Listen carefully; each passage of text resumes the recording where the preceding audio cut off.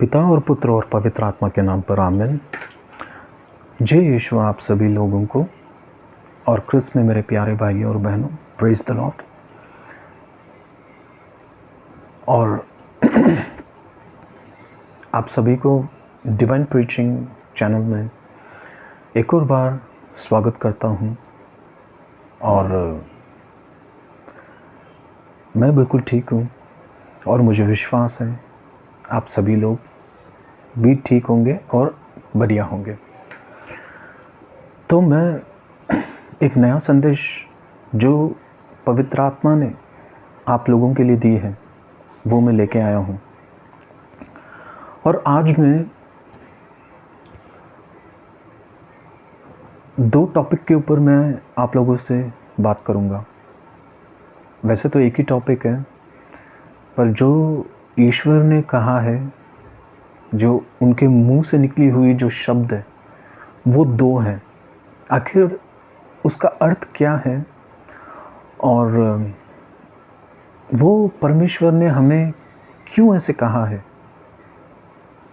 और क्यों दो दो बार उस वाक्य को ईश्वर ने यूज़ किया है, इसके बारे में ज़रा हम मनन चिंतन करेंगे। तो अगर आप the gospel of Luke chapter 20 verse 9 में अगर आप पढ़ेंगे, the parable of tenant in the vineyard, in vineyard, अगर आप इसको पढ़ेंगे तो इसमें ईश्वर जो है बहुत ही महत्वपूर्ण हम सबको वार्न कर रहे हैं और संदेश दे रहे हैं। मुझे पता नहीं किसी ने इसके ऊपर ध्यान दिया होगा या नहीं दिया होगा, क्योंकि हम सबकी सोच यही है कि जब परमेश्वर ने हम सबके लिए बलि चढ़ गए तो हमें क्या ज़रूरत है इन सब के बारे में सोचने के लिए। चाहे हम पाप करें या पाप में ही डूबे रहे, परमेश्वर है हमें बचाने के लिए। बस यही हम सोच के ज़िंदगी जो है जी रहे हैं। पर जो यीशु मसीह हमसे जो कह रहे हैं, हम उसको समझने के लिए बिल्कुल भी तैयार नहीं है।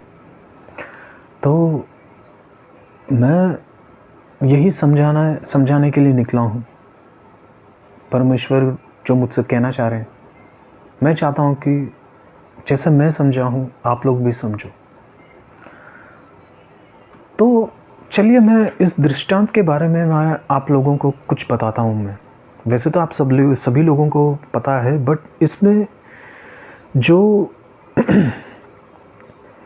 कहते हैं ना कि एक हिडन ट्रेजर या एक हिडन मैसेज इसमें है, वो मैं आपको बताऊंगा। हो सकता है कि आप लोगों ने इससे पहले कभी ना सुनी हो, या हो सकता है कि सुन गए होंगे। तो चलिए देखते हैं कि आखिर ये मैसेज क्या है। तो एक अंगूरी बाग जो मास्टर का था, उसका जो मास्टर है किसी काम से वो कुछ दिनों के लिए या कुछ सालों के लिए वो चले जाता है, और उसकी जो पूरी रिस्पॉन्सिबिलिटी है वहाँ के जो किसान हैं, उनके मास्टर के जो किसान हैं, जो सर्वेंट, वो उनको हैंड ओवर करके वो चले जाते हैं। तो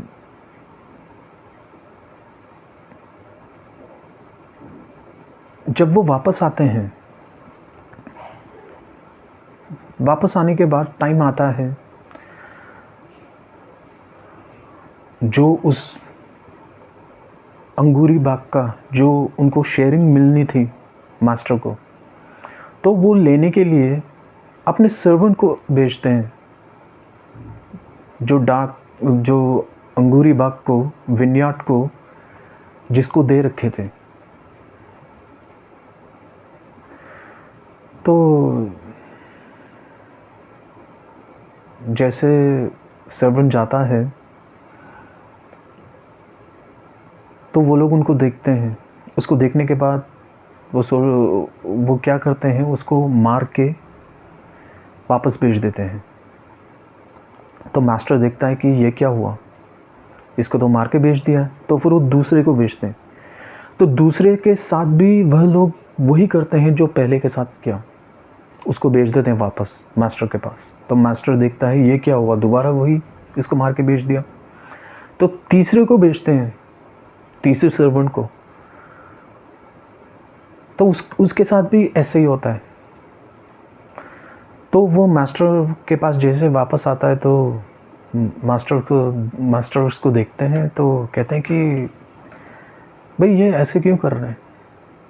तो उन्होंने सोचा कि चलो मैंने अपने सर्वेंट्स को तो भेजा है, तो मेरे सर्वेंट के साथ उन लोगों ने ऐसे बर्ताव कर दिया है, अब की बार मैं ऐसा करता हूँ कि मैं अपने प्रिय पुत्र को भेजता हूँ। हो सकता है कि वो लोग मेरे प्रिय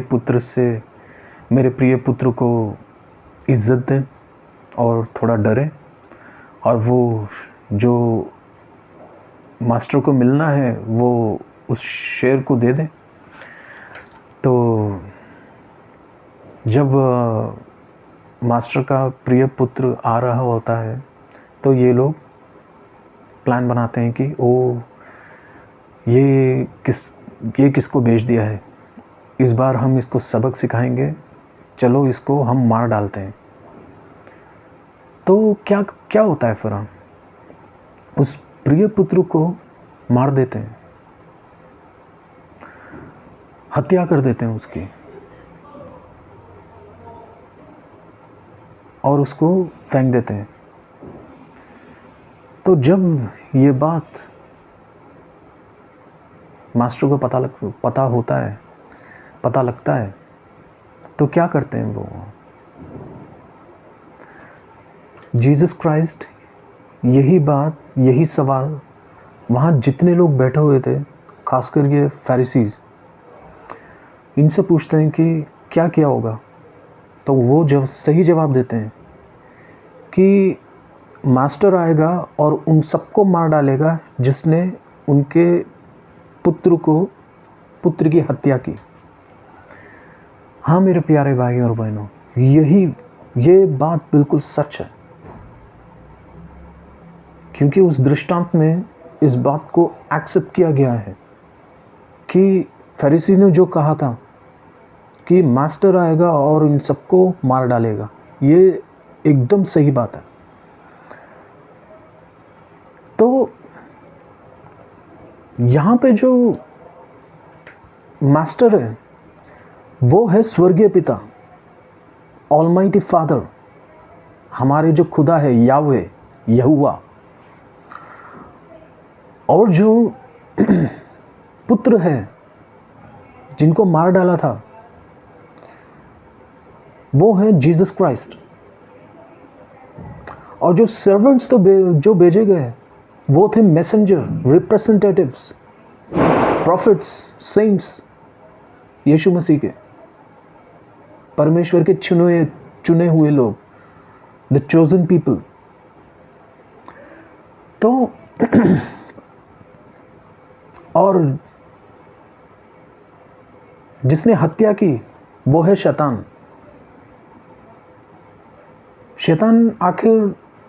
शैतान को अगर कोई काम करवाना हो तो वो किसको यूज करता है, हम जैसे पापी मनुष्यों को। तो वही इस्तेमाल वहां पे किया था परमेश्वर को मारने के लिए, इंसान को। तो यहाँ पे हमें ये देखने को मिलता है कि मास्टर जब आएंगे तो उनको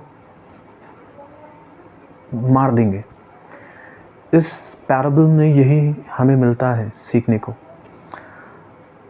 पर जैसे हम सबको पता है कि जीसस क्राइस्ट यानी जो असली भगवान है वो बहुत ही मर्सीफुल गॉड है,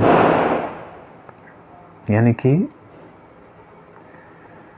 दयालु ईश्वर है। तो क्या वाकई में वो ऐसा करेंगे?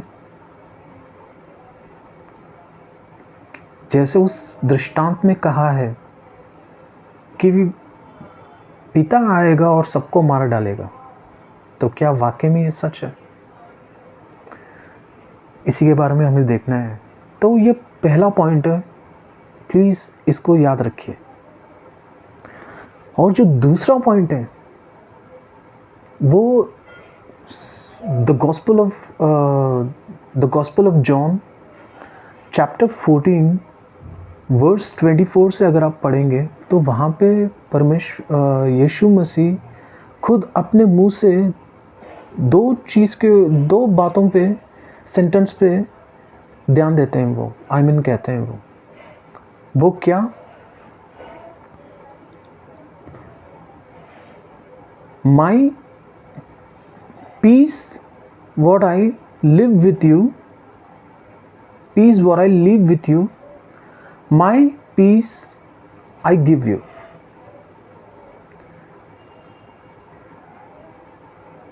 मैं अपनी शांति को छोड़ जाता हूँ और मैं शांति को छोड़ जाता हूँ और मैं अपनी शांति तुम्हें प्रदान करता हूँ। आखिर यीशु मसीह ने यहाँ पे क्यों दो बार शांति की यहाँ पे जिक्र की? आखिर इसका क्या मतलब है? यही बात हमको मनन चिंतन करना है, सोचना है कि आखिर यीशु मसीह ने ये दो बार क्यों कहा शांति के बारे में। तो आपको मैं थोड़ा अंदर लेके जाना चाहता हूँ, मैं यानी कि बाइबल के अंदर।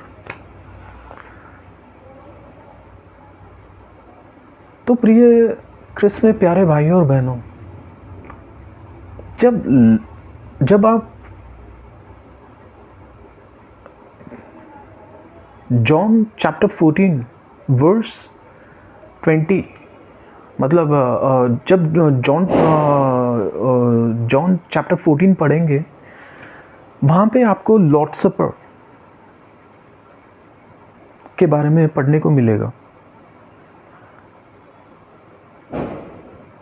तो उस समय क्या होता है, यीशु मसीह एक और बार अपने मृत्यु के बारे में अपने चेलों से वो डिस्कस करते हैं। पर चेले उस आखिरी बार में भी उसको समझने में असफल रहते हैं। आखिर परमेश्वर क्यों कर रहे हैं? क्यों वो अपने चेलों की पैरों को धो रहे हैं? और क्यों आखिर वाइन को उन्होंने ब्लड में बदला? ये सब जो है उनको कुछ नहीं मालूम था, कुछ नहीं मालूम पड़ रहा था। वो काफ़ी डिस्टर्ब थे, जो 12 के 12 चेले। तो वहाँ पे जो है जीसस क्राइस्ट जब अपने मृत्यु के बारे में ऐसे बोलते हैं और कहते हैं कि यहाँ पे आप 12 के बीच में एक बंदा है जो मुझे अरेस्ट करवाएगा और मैं सूली पे छोड़ूंगा। ये सुनकर और भी डिस्टर्ब हो जाते हैं। तो सेंट पीटर, जब पीटर के बारे में ईश्वर जब प्रोफेसी करते हैं कि तुम मुझे 3 बार डिनाई करोगे, तो वहाँ पीटर क्या कहते हैं कि नहीं, मैं नहीं करूँगा, चाहे कुछ भी हो जाए, मैं आपका आखिरी दम तक साथ दूंगा। पर वहाँ पे ऐसा नहीं होता है। अगर हम बाइबल में पढ़ेंगे तो वहाँ हमें यही देखने को मिलता है कि जैसे जीसस क्राइस्ट ने प्रोफेसी की, भविष्यवाणी की, वैसे ही वो 3 बार नकारता है यीशु मसीह को। तो हम सभी को उसमें देखने को मिलता है, पढ़ने को मिलता है कि आखिर में जीसस क्राइस्ट के साथ हम पापी लोगों ने क्या किया करके उनको जलील करते हैं, उनके मुंह पे थूकते हैं, मारते हैं, पीटते हैं और बुरा भला कहते हैं। भला तो छोड़ो, बुरा ही बुरा कहते हैं और आखिर में उनको सूली पे चढ़ा के उनको मार देते हैं। तो ये सब होने के बाद हमें इस बात पे ज़रा गौर करना है कि जब यीशु मसीह के साथ ये सारे परसिक्यूशंस जब हो रहे थे, तब उनके चेले उनके साथ थे? नहीं, सब डर के भाग जाते हैं। सब के सब जो है डर के भाग जाते हैं। पर एक चेला था ऐसा जो परमेश्वर के साथ था, क्योंकि उसको जो है माता मरियम को, मदर मैरी को लेकर आना था बेटे के पास। वो था जॉन। तो वो आखिरी तक मतलब रहता है। वैसे तो बीच में भाग जाता है, पर वो सीधा माँ के पास भागता है, क्योंकि माँ को लेके आना था यीशु मसीह के पास। उसके बाद क्या होता है कि जैसे कि आप सभी लोगों को पता है कि ये सब लोग जो है एक घर पे हाउस अरेस्ट हो जाते हैं।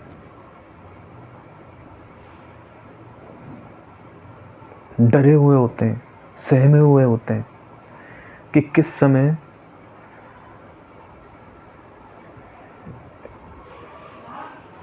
इनके पास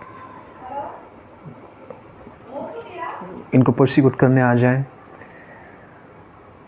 और ये जो फैरिसीज, जेंटाइल्स और ये प्रीस्ट जो कायाफस के जितने भी मतलब उनके सेवक थे, उनको ये डर था कि वो लोग कभी भी आके जो है 12 चेलों को पकड़ लें। तो इसीलिए वो सहमे हुए थे, डरे हुए थे। उनको समझ नहीं आ रहा था कि क्या करना है। और उससे भी बड़ी बात, उनको इस बात की ये चिंता खाई जा रही थी कि उनको इस बात का चिंता था कि उन्होंने यीशु मसीह का साथ नहीं दिया और यीशु मसीह को धोखा दिया करके उनके दिल में ये बात चुभी जा रही थी। उनको ये बात सताया जा रहा था। उस समय जीसस क्राइस्ट की एंट्री होती है। एंट्री होते ही वो ये कहते हैं कि peace be with you and receive the spirit.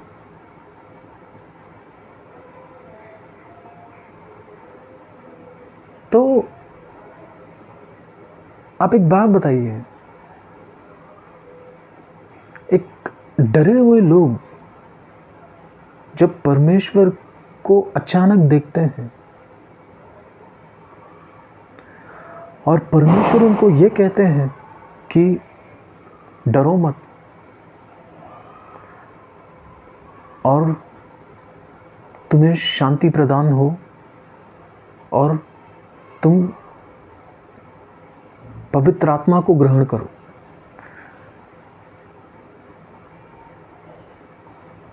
तो जब वो शांति को ग्रहण करते हैं पवित्र आत्मा के द्वारा, तो उनके अंदर वो जो भय, जो उनका दुख और जो उनकी जो जो उन्होंने परमेश्वर के साथ जो उन्होंने धोखा दिया, वो सब गायब हो जाता है, वो खुश हो जाते हैं, क्योंकि जीता जागता परमेश्वर उनके करीब है, उनके बीच है।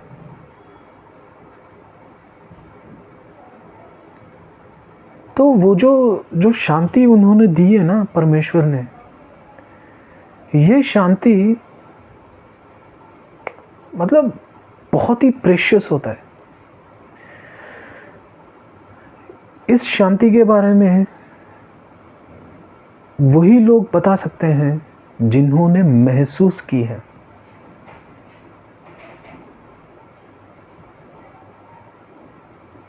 तो मेरे क्रिस्त में प्यारे और भाइयों और बहनों, आप एक बात बताइए, अगर हम नॉर्मली अर्थली लाइफ में देख लें तो अर्थली लाइफ का जो राजा है वो क्या करता है? अगर कोई गलत करता है या उसके सेवक कोई गलत करते हैं या उनका कोई दुश्मन उनके साथ गलत करता है राजा के साथ, तो राजा क्या छोड़ देते हैं? उनको माफ़ कर देते हैं? नहीं करते। राजा उनको दंड देता है, सीधा मौत का दंड। पर यहाँ पे यीशु मसीह को जलील किया गया, मजाक उड़ाया गया, उनको उनके मुंह पे थूका गया, उनको मारा गया, पीटा गया, उनके बदन में से एक बूंद रक्त तक नहीं छोड़ा, यहाँ तक कि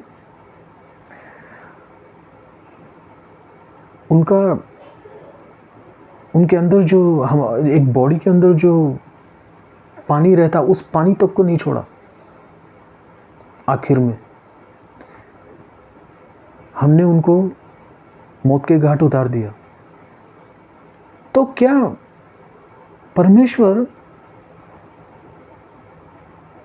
इतने दयालु कैसे हो सकते हैं? कौन ऐसा परमेश्वर है जिन्होंने भगवान के साथ इतना बुरा किया हो और बाद में वो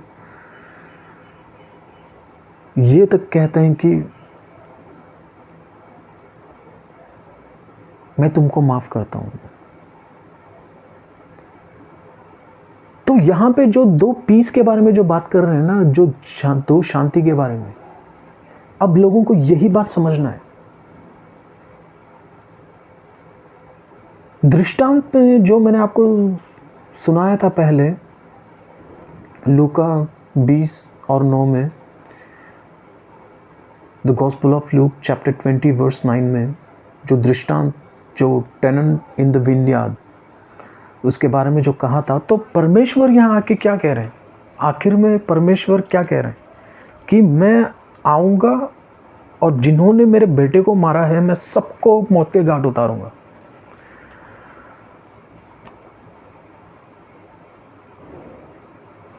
तो क्या वाकई में परमेश्वर को हम लोगों ने जो मारा, तो क्या हम सबको मौत के घाट उतारेंगे? क्योंकि एक तरफ तो हम कहते हैं कि वो दयालु ईश्वर है। क्या दयालु ईश्वर क्या हमें मारेगा? क्योंकि दृष्टांत में तो कहा है, बाइबल तो झूठ नहीं बोलेगा ना। बाइबल तो साफ कह रहा है कि जिन्होंने पुत्र को मारा है, पिताजी आएंगे और उन सबको मौत के घाट उतारेंगे। तो क्या हम सब बचेंगे? इसी बात को हमें ज़रा सोचना है। हम ज़रूर बचेंगे, हम ज़रूर बचेंगे। हमें परमेश्वर ऑलमाइटी फादर नहीं मारेंगे, जीसस क्राइस्ट नहीं मारेंगे, क्योंकि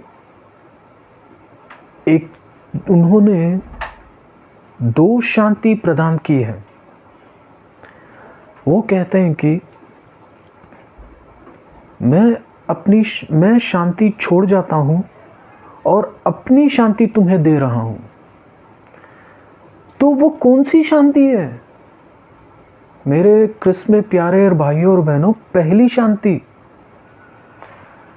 जब सूली पे टंगे रहते हैं यीशु मसीह, जब उनकी आत्मा उनसे बिछड़ने का समय आ जाता है, तब वो उस वक्त 7 वाक्य कहते हैं। उसमें से पहला वाक्य, हे मेरे पिता,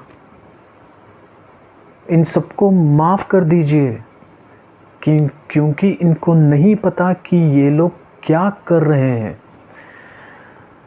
ये पहला पीस है जिन्होंने, मतलब यीशु मसीह ने अपने पिता के साथ किया था। क्योंकि दृष्टांत में कहा गया है कि पिता को जिसने मारा, बेटे को जिसने मारा, पिता आके उन सबको मौत के घाट उतारेगा करके। पर यहां पे क्या यीशु मसीह अपने पिता को कह रहे हैं कि आप बदला लीजिए आके? नहीं, बल्कि वो खुद को, जीसस क्राइस्ट, पिता भी यीशु मसीह है, पुत्र भी यीशु मसीह है और पवित्र आत्मा भी यीशु मसीह ही है। तो यीशु मसीह खुद अपने आप को पीस दे रहे हैं।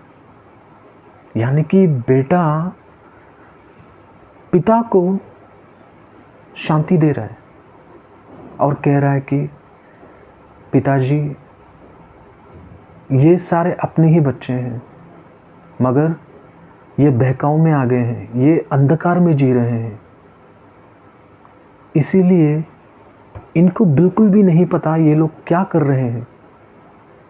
क्योंकि मैं स्वयं ईश्वर हूँ, पर ये मुझे नहीं पहचान पा रहे। अगर इनको वो पहचान होता कि मैं ईश्वर हूँ, तो ये आज मेरे साथ ये बर्ताव नहीं किए होते। पर इनको नहीं मालूम कि ये लोग क्या कर रहे हैं, इसीलिए आप इनको माफ कर दीजिए। तो वो पीस था। और दूसरा पीस,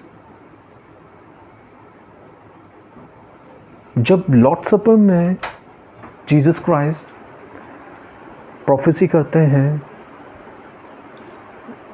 सेंट पीटर के बारे में और बाकी सब के बारे में कि आप सब लोग भाग जाओगे मुझे छोड़ के, कोई मेरे साथ नहीं रहेगा, और पीटर तू मुझे 3 बार डिनाई करेगा। आप एक बात समझिए, जो जीता जागता ईश्वर के साथ 12 के 12 चेले उनके साथ बैठे, उठे बैठे, उनके साथ खाना खाए, उनके साथ चले, उन्हीं के साथ रहे। पर जब इवन सेंट पीटर भी ये कन्फेस करते हैं कि आप ही हो यीशु मसीह क्रिस्त, क्राइस्ट द मसाया, ये कहने के बाद भी उन्होंने ईश्वर को धोखा दिया, ईश्वर को नकारा, 3 बार डिनाई किया कि मैं नहीं जानता कि ये कौन है। तो उनका दर्द था ये इस दिल में, सेंट पीटर के। वो सुखी में नहीं थे जब तक ईश्वर ने खुद आके उनको वो शांति नहीं दी। तो 11 के 11 चेले 11 के 11 चेले सहमे में थे, दुख में थे, और वो उनको पता नहीं चल रहा था कि उनको करना क्या है, क्योंकि उन्होंने मास्टर को खो दिया, गुरुवर को खो दिया, असली प्रभु को खो दिया, खुदा को। इसीलिए वो डरे हुए थे, सहमे हुए थे। और ऊपर से ये जूश पीछे पड़े थे उनके मारने के लिए, वो डर अलग। तो उनके बीच उनको किस चीज़ की ज़रूरत थी? शांति की ज़रूरत थी। तभी ईश्वर आके कहते हैं peace be with you and receive the spirit. तो प्रिय प्यारे भाइयों और बहनों, परमेश्वर ने अगर ये पीस खुद में अगर नहीं लेकर आए होते और ये सूली पे टंगे हुए जो वाक्य उन्होंने कहा कि पिताजी इनको माफ़ कर दीजिए क्योंकि ये नहीं जानते कि ये लोग क्या कर रहे हैं, अगर ये पीस अपने पिता के साथ नहीं लेकर आए होते ना, तो सच में पिता परमेश्वर मौत के घाट उतारते वो सभी को जिन्होंने पिता के पुत्र के साथ ऐसे बर्ताव की। हाँ जी, देखा जाए तो वाकई में हमारे जो यीशु मसीह हैं, जो हमारे भगवान हैं, जो हमारे खुदा हैं, king of king and the Lord of Lord, alpha the omega, the way the truth and the life, असली ईश्वर यीशु मसीह इवन जूडस इस्करियोत को भी माफ़ करते अगर वो गलत कदम ना उठाया होता तो। उसने रिपेंट किया कि मैंने यीशु मसीह को धोखा दिया करके, पर उसने रिपेंट तो किया, पर उसने जो डिसीजन लिया है ना वो गलत था। क्यों? जिन्होंने परमेश्वर को मौत के घाट उतारे, परमेश्वर उनको माफ़ कर सकते हैं, तो क्या जूडस इस्करियोत को नहीं माफ़ कर सकते थे? बिल्कुल माफ़ कर सकते थे, क्यों नहीं?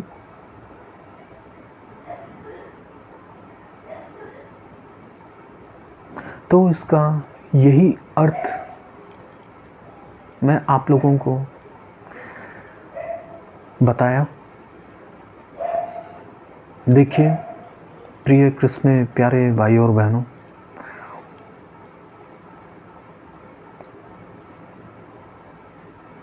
मैं यीशु मसीह के साथ रहा नहीं हूँ ना, मैं उन 12 चेलों के जैसा हूँ। मैं तो बहुत ही बड़ा पापी हूँ। मैंने अपनी ज़िंदगी मेरी जो मैं अभी 44 साल का हो रखा हूँ, मैं 44। अभी पिछले महीने मेरा जन्मदिन गया है। तो अगर पिछले 4 साल को छोड़ दें, पैंडेमिक जब आया था, कोरोना से पहले मेरी लाइफ एकदम अपसाइड डाउन था। अपसाइड डाउन मतलब मैं अपने ही लाइफ में जी रहा था, किसी का फिक्र नहीं था मुझे। बाइबल नहीं पढ़ता था, पर बाइबल के ऊपर ना मुझे विश्वास था, ना जीसस क्राइस्ट के ऊपर। पर एक दिन ऐसा आया, मुझे विश्वास करना पड़ा। मैं ये तक भी विश्वास नहीं करता था कि पवित्र आत्मा होती है करके। मैंने भी एथियस्ट का लाइफ जिया है। मैं भी उन लोगों के जैसे था कि भगवान कुछ नहीं होते, ना स्वर्ग है ना नरक है, कुछ नहीं, जो भुगतना यहीं भुगतो। ऐसे में जी रहा था। और मेरी सोच ये थी कि जिस परमेश्वर ने हमें बनाया तो वो परमेश्वर हमें माफ़ करेगा और हमें नरक जाने की कोई ज़रूरत नहीं है, और ना हमें बाइबल समझने की कोई ज़रूरत है। परमेश्वर ने ये ज़िंदगी दी है ऐश करने के लिए। पता नहीं पिछले जन्म में मैं कैसा था, कुत्ता या बिल्ली, मुझे नहीं पता। देखो, ये मेरी एक ऐसी सोच थी जो मैं कूड़ा सोच बोलता हूँ उसको, कूड़ेदान का सोच, जो इतनी घटिया सोच थी मेरी। मैं भी उन एथियस्टों के तरह, नास्तिक के तरह मैं सोचा करता था। पर आज मुझे, जब मैंने बाइबल को दिल से पढ़ा, जब मैंने हर एक वर्ड ऑफ गॉड को दिल से मैंने लिया, और जब मैं अनॉइंट हुआ, जब पवित्र आत्मा की गिफ्ट मुझे मिली, मुझे पता चला कि आखिर बाइबल क्या है। बाइबल हम पढ़ते तो हैं, पर उसके अंदर की जो मीनिंग है ना, उसको हम समझ नहीं पाते हैं। और बहुत कम लोग होते हैं उस डीप मीनिंग को समझाने में असफल रहते हैं। आई मीन सॉरी, यहाँ मतलब सफल रहते हैं बहुत कम लोग, पर बहुत ज़्यादा लोग, ज़्यादा मेजॉरिटी में आपको मिलेंगे जो आपको गलत शिक्षा देते होंगे। प्रिय भाइयों और बहनों, मैं बस आप लोगों को यही मैं कहने की कोशिश कर रहा हूं, हमें भी उस उड़ाव पुत्र प्रोडिगल सन के तरह वापस ईश्वर के पास आना है, क्योंकि हमारे यीशु मसीह को और हमारे यीशु मसीह को यही चाहिए, और उनकी इच्छा यही है ताकि हम उनको समझ सकें और खुद को कन्फेस करें कि यीशु मसीह ही असली खुदा है। अगर आप gospel of look, gospel of John पढ़ेंगे तो यीशु मसीह खुद कहते हैं कि जब आप लोगों को पता चलेगा कि I am who I am,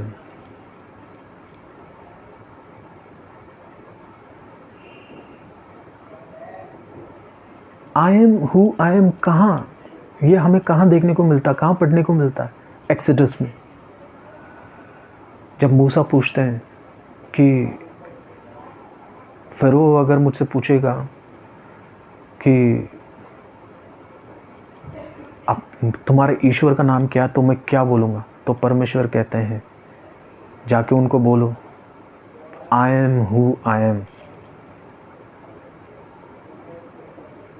तो यीशु मसीह अपने आप को यही बता रहे हैं कि जब तुम लोगों को पता चलेगा कि मैं वही हूँ जो था और मैं हूँ, I am who I am, तो आप लोग समझ जाओगे कि मैं ही असली ईश्वर हूँ। तो ये मैं यहाँ बैठकर आप लोगों को जो समझाने की कोशिश कर रहा हूँ, ये मैं नहीं कर रहा। मुझे क्या मिल रहा है ये सब करके? आई मीन परमेश्वर की बातों को सुना के। कहीं लोग ये सोच रहे होंगे, पर मुझे परमेश्वर की बातों को, उनके वचनों को, उनकी जो शुभ संदेश को जो मैं आप लोगों तक पहुंचा रहा हूं ना, उसकी जो खुशी और उसकी जो शांति जो है ना, जो मुझे मिल रही है, उसका सिर्फ मैं ही महसूस कर सकता हूं कि वो कितना बढ़िया है करके। ये हर कोई नहीं समझ सकता। इनको समझने के लिए हमें पवित्र आत्मा से परिपूर्ण होना पड़ेगा। हमें पवित्र आत्मा की ज़रूरत पड़ेगी, क्योंकि हर एक क्रिस्तीय को, हर एक क्रिश्चियन भाई बहनों को परमेश्वर ने यही कहा है कि जाओ और मेरा शुभ संदेश सुनाओ। असेंशन का टाइम, जब परमेश्वर के पुनरुत्थान के समय 3 बार पूछते हैं सेंट पीटर से Peter do you love me, पेदरू क्या तुम मुझसे प्यार करते हो। तो 2 बार तो बड़े उत्सुकता के साथ पेदरू कहते हैं कि हाँ ईश्वर, मैं आपसे बहुत प्यार करता हूँ।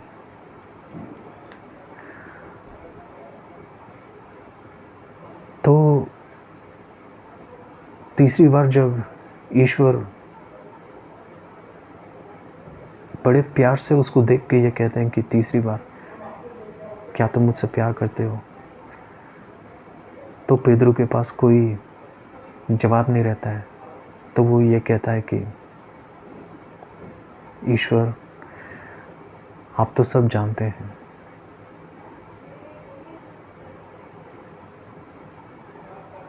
तो यीशु मसीह ने यह पीटर से नहीं पूछा, हर एक इंसान से वो ये बात पूछ रहे हैं कि हम क्या उनसे प्यार करते हैं। अगर हम ये कहेंगे तीनों टाइम कि हाँ ईश्वर, हम आपसे प्यार करते हैं, तो हर एक इंसान से यीशु मसीह यही कहेंगे कि take care of my lamb and feed my lamb. तो क्रिस्त में मेरे प्यारे और भाइयों बहनों, जो भी आपके पड़ोसी हैं, जो भी आपके दुश्मन हैं, जो भी आपके दोस्त हैं, जो भी आपके घर के सदस्य हैं,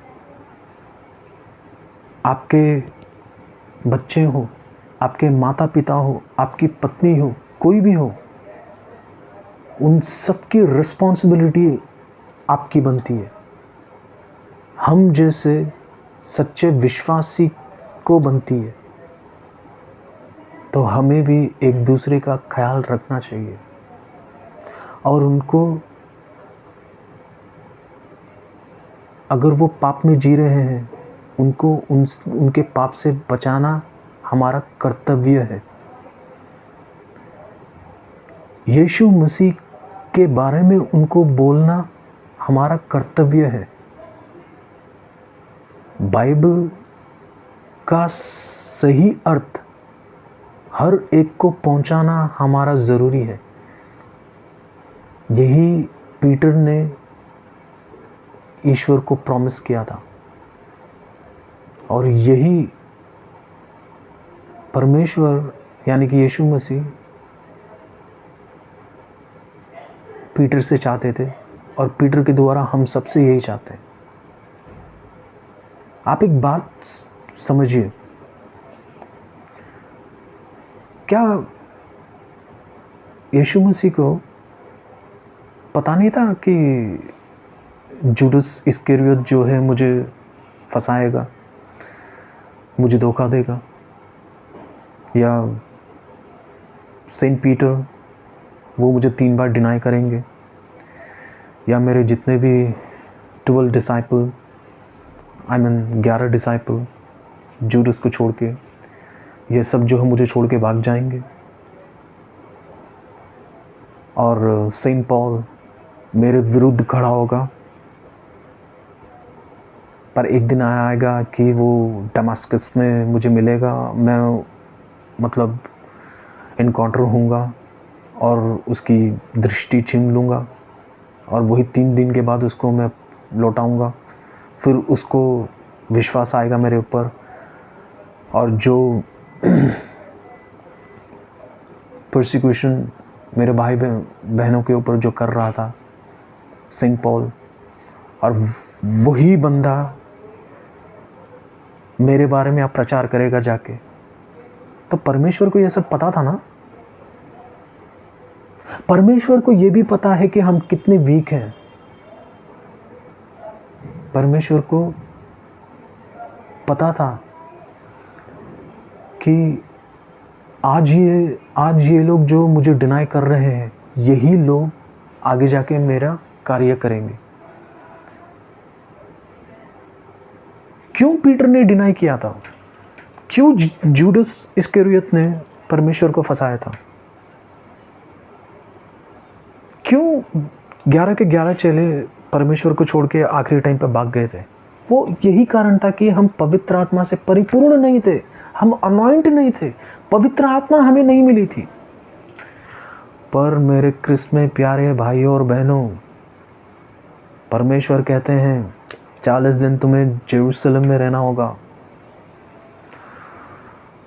और वो दिन आएगा जब पवित्र आत्मा तुम सबको मिलेगा। उसके बाद जो जिंदगी होगी, उसके बाद जो कन्वर्जन होगी तुम सबकी, वो पूरा दुनिया देखेगा। देखा है, पढ़ा है, महसूस किया है। जब पेंटेकोस्ट के दिन यीशु मसीह जब 11 के 11 चेलों को और वहाँ पे जितने भी अन्य चेले थे उनको, स्वयं माता मरियम वहाँ पे थी,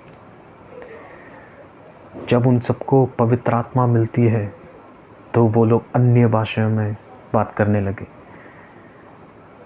आपने कभी ये महसूस किया है जब गिफ्ट ऑफ टंग, जब अदर लैंग्वेजेस, जब हमको परमेश्वर ऐसे गिफ्ट देते हैं तो क्या होता है? इस बाई को परमेश्वर ने प्रदान की है, मुझे अन्य लैंग्वेज दी है, अन्य भाषाएं दी है जो मैं बात करता हूँ। और ये परमेश्वर क्यों देते हैं? ये उन लोगों को देते हैं जो लोग विश्वास नहीं करते हैं कि ये बंदा जो है पवित्र आत्मा से परिपूर्ण है। इसीलिए गिफ्ट ऑफ टंग दिया जाता है, ताकि जो विश्वास में नहीं है ये विश्वास कर सके, ताकि ये लोग जो हैं परमेश्वर के दूत हैं, या परमेश्वर के कार्य करने के लिए इनको परमेश्वर ने खुद चुना है। तो मेरे प्रिय भाइयों और बहनों, मैं आशा करता हूं कि परमेश्वर जो आपसे कहना चाह रहे हैं आप लोग उसको समझें और परमेश्वर के कार्य करने के लिए तैयार हो। और मैं आप लोगों से विनती करता हूं कि प्लीज़ ऐसी वीडियोस देखने के लिए, ऐसे ज्ञान प्राप्त करने के लिए चैनल को सब्सक्राइब कीजिए, लाइक कीजिए, शेयर कीजिए और कमेंट ज़रूर कीजिए, ताकि आप लोगों का सपोर्ट ही है जो मुझे परमेश्वर के वचनों को, वर्ड ऑफ गॉड को आप तक मैं और भी लेकर आ सकूं। मुझे आप लोगों से यही प्रार्थना है और मेरी भी इच्छा यही है कि हर एक जो क्रिश्चियन में बने हैं वो सब ईश्वर का कार्य करें। बस मैं अब, हाँ, हो सके तो वीडियो को पूरा देखना। मैं इसलिए कह रहा हूँ पूरा देखने के लिए क्योंकि ये मैं आपसे बात नहीं कर रहा, ये परमेश्वर आपसे बात कर रहा है। इसका मतलब ये नहीं कि मैं परमेश्वर हूँ। परमेश्वर सीधा नहीं आएंगे, परमेश्वर अपने चुने हुए बंदों के ज़रिए ही आएंगे, उन्हीं के ज़रिए ही आपसे बात करेंगे, डायरेक्ट आके बात नहीं करेंगे। मैं बस उनका एक स्लेव हूँ, उनका एक सर्वेंट हूँ मैं। जो मुझे वो बोलने के लिए कहते हैं मैं वही बोलता हूँ मैं। तो मैं ये आप लोगों से अब मैं विदा लेता हूँ मैं, और बहुत जल्द एक नए टॉपिक के साथ, एक नए संदेश के साथ आप लोगों से मिलूँगा। तब तक के लिए धन्यवाद। प्रभु यीशु मसीह का प्यार, उनकी शांति और उनका आशीर्वाद सदा सर्वदा आप सभी लोगों के साथ हो। आप लोग अपना बहुत बहुत ख्याल रखिए। मैं आप लोगों से बहुत जल्द मिलता हूँ। प्रेज द लॉर्ड, जय Yeshu, peace be with you all, bye.